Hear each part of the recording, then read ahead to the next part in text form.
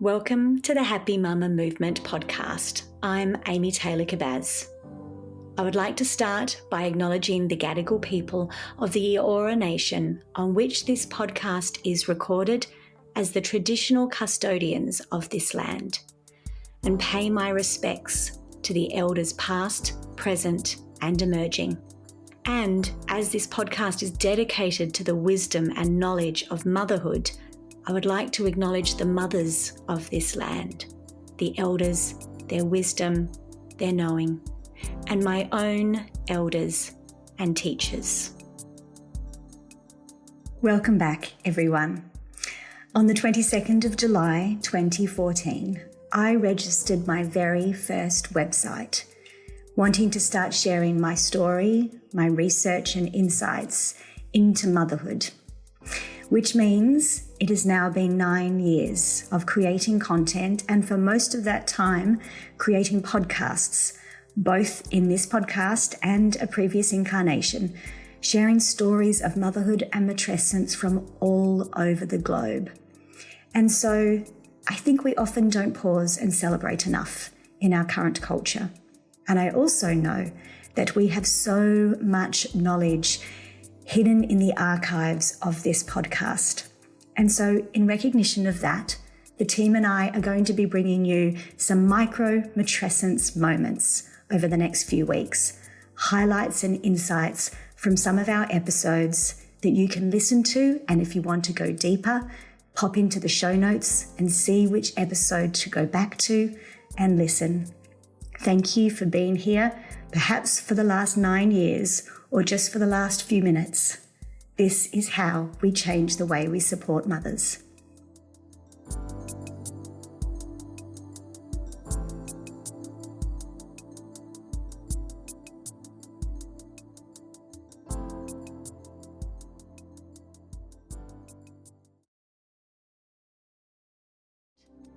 Today, I am bringing you a conversation with a dad and a husband who is committed to showing up differently in his family and supporting the massive transformation that his wife has gone through in the last few years as she has come out of early motherhood and asked, "What am I here for?" I followed Damian on Instagram, and when I read his words and saw what he was trying to do, which is change the conversation around what it means to support your partner and be a great father, I knew I needed to bring him on here for all of you.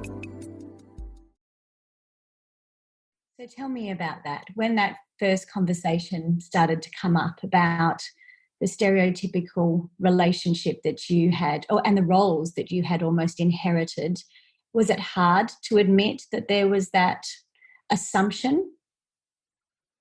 Oh, absolutely it was. Like, we've been together, 17 years and we've got 4 beautiful children. But, our journey really took a detour when Danielle wanted to start her own business. I overheard Danielle talking to someone about her needing 3 or 4 days to come up with a conversation piece that would allow her to be comfortable in talking to me about her wanting to go back and study and start a career.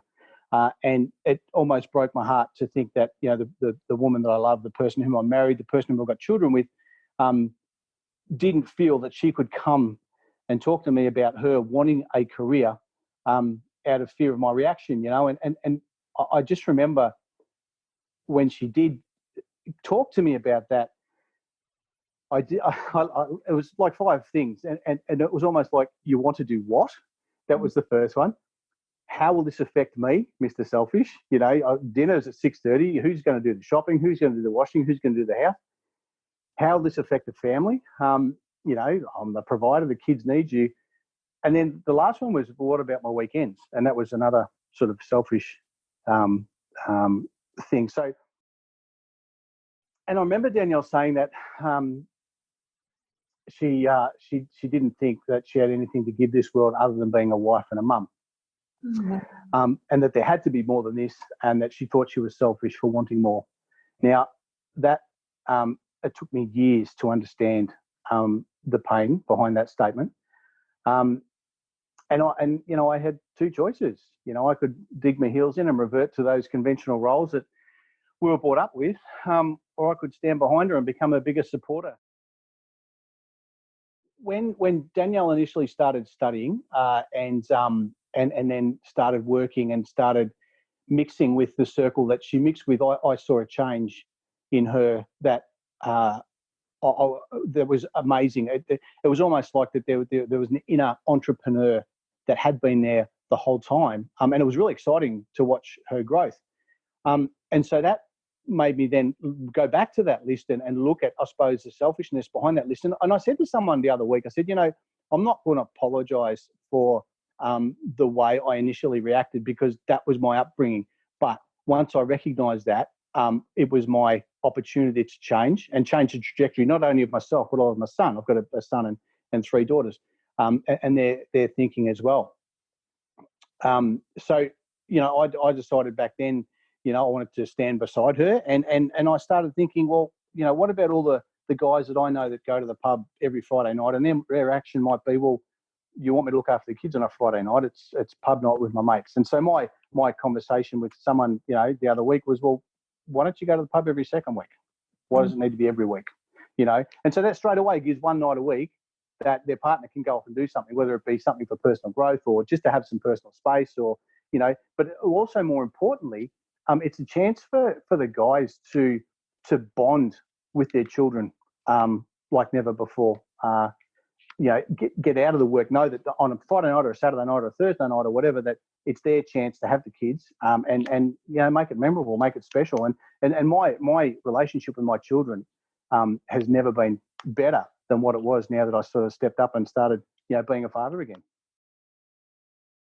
I talk a lot about in Matrescence, this transformation a woman goes through when she becomes a mother, that we often have to really redefine our identity, like our core identity shifts so much.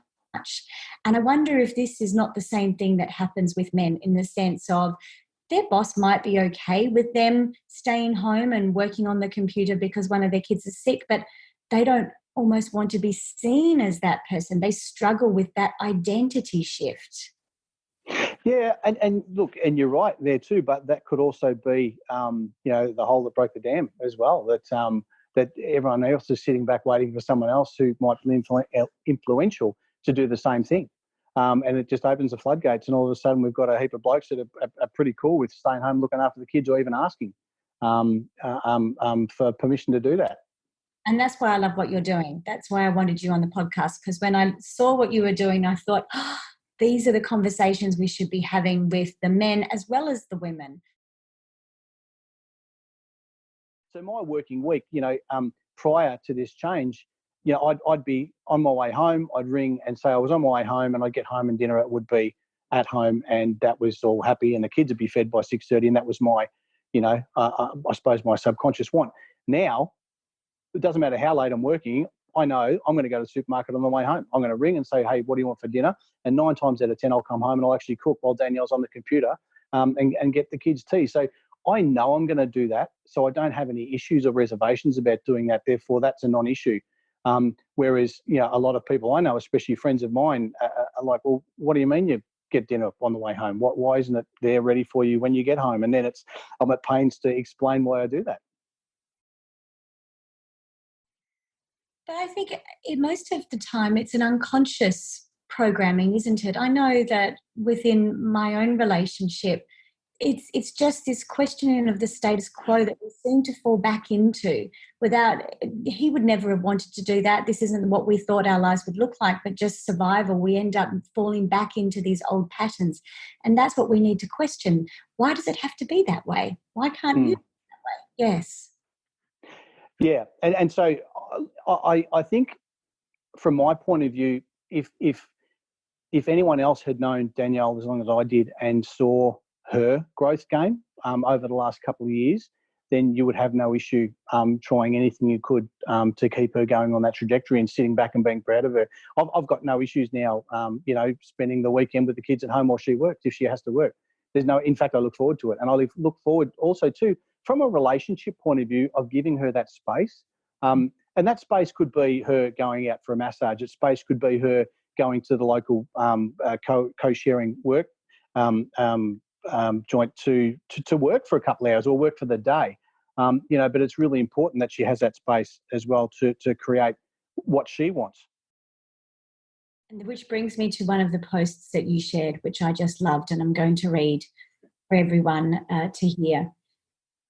You know she doesn't need you, right? But she wants you, and that's way more electrifying. Male evolution is on the right path when you're excited at the realization that she doesn't actually need anyone on this journey, but she chooses you. Do the things that make her choose you, then celebrate the fuck out of that choice. Evolve with her, match her growth, wake up every day to her glorious newfound independence. Trust her, trust the journey. Wow. That is, as you've described it, the male evolution. This isn't about women, or it's not about us needing or not needing. It's just this choice, because you're there to make each other the best you possibly can be. Yeah. So I had this, I suppose, this epiphany, and if I look back at when we were first together, and I was in corporate, and Danielle needed me for, I suppose, a wage and income while she was finding her feet. She needed me to be able to afford a house, and that's not, I suppose, denigrating or degrading her in any way, but that was our situation, whereas I was the breadwinner. But watching her grow over the last few years, she doesn't need me anymore, but she chooses to be with me. And that is one of the most electrifying feelings I've ever had in my life, that she's now on her 2 feet, she's earning her own income. And I am matching her growth game. Therefore, our relationship is the best it has been in over 17 years. It's incumbent on you to, discuss both your desires and your wants and your goals. And therefore, you're both in the same frame of mind. But you need to be really, really open about it.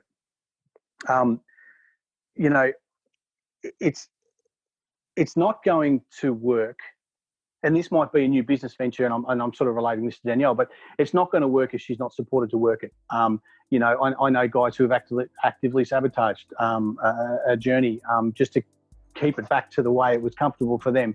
But I think it's really important that you've got to discuss what you want to do and where you want to be, and there's got to be your guy or your partner is open to change and open to see what the possibilities are.